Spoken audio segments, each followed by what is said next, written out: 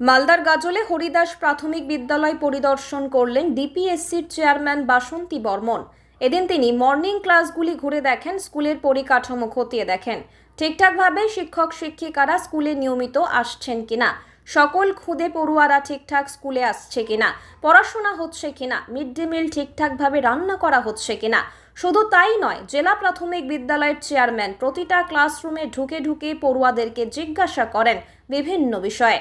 এছাড়াও হরিদাস প্রাথমিক বিদ্যালয়ের প্রধান শিক্ষককে ভালো করে পড়ুয়াদেরকে পড়াশোনা করানোর বার্তা দেন। বাসন্তী বর্মন বলেন, আমি স্কুল পরিদর্শন করতে এসেছি, স্কুলের বিভিন্ন দিক খতিয়ে দেখলাম। আর এই এলাকা পিছিয়ে পড়া এলাকা, ছাত্রছাত্রীরা তেমন উপস্থিত ছিল না। পড়াশোনা করানোর বার্তা দেওয়া হয়েছে। অভিভাবকদের সচেতনতার অভাবে বিভিন্ন প্রাথমিক বিদ্যালয়ে কমছে পড়ুয়াদের উপস্থিতির হার। বৃহস্পতিবার গাজলের বিভিন্ন প্রাথমিক বিদ্যালয় পরিদর্শনের পর এমনটাই জানালেন মালদা জেলা প্রাথমিক শিক্ষা সংসদ সভাপতি বাসন্তী বর্মন। এটা হরিদাস প্রাইমারি স্কুলে আমি ইন্সপেকশন করছি। এটা গাজল সার্কেলের মধ্যে পড়ছে।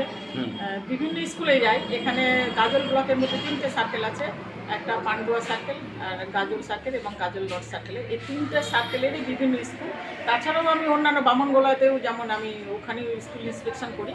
তবে এখানে নিজের এলাকার জন্য, এখানে যদি এসটি এলাকা, পিছিয়ে পড়া এলাকা, এখানকার আমার পড়াশোনার এটা মানটা কীরকম সেটা যাচাই করার জন্য আমি বিভিন্ন স্কুলে আমি ইন্সপেকশন করি। সবে শুরু হলো এটা হরিদাস প্রাইমারি স্কুল। এরপরে আমি আরও অন্যান্য স্কুলে যাব, বিভিন্ন স্কুলে যে কীরকম পড়াশোনাটা কীরকম চলছে। এটা সবচেয়ে দেখি মাস্টারমশাইয়ের আগে বসে আছে, কিন্তু ছাত্র নেই। এটা একটা বড় সমস্যা।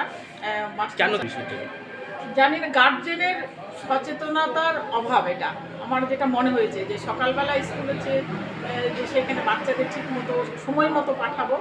এবার মাস্টারমশাইরা আবেদন করেছেন যে আমরা মর্নিং করতে চাই না, মর্নিং করলে এই সমস্যাটা হয়।